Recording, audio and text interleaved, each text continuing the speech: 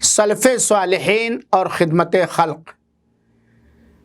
اللہ کے رسول اکرم صلی اللہ علیہ وسلم کا فرمان مبارک ہے کہ اللہ تعالیٰ کے ہاں سب سے زیادہ محبوب وہ شخص ہے جو لوگوں کے لیے سب سے زیادہ کارآمد اور نفع بخش ہو۔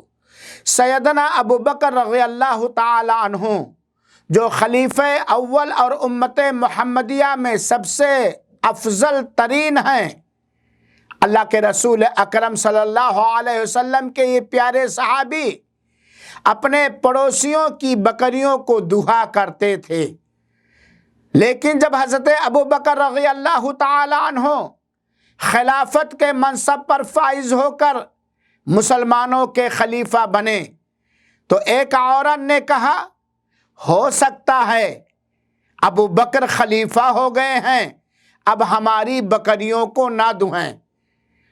تو ان کے جواب میں حضرت ابو بکر رضی اللہ تعالیٰ عنہ کا وہ جملہ جو سونے کے حروف سے لکھنے کے لائق اور ہم سب کے لیے قابل عبرت و نصیحت ہے، کہا میری اللہ تعالیٰ سے یہ دعا ہے کہ خلافت کی ذمہ داری مجھے ان کاموں سے غافل نہ کرے جنہیں میں کیا کرتا تھا۔ خلیفہ وقت ہیں، اس کے باوجود وہ لوگوں کے لیے نہایت نفع بخش اور لابھدائک تھے۔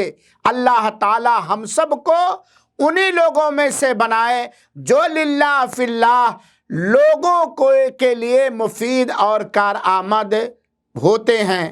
آمین۔ والسلام علیکم ورحمۃ اللہ وبرکاتہ۔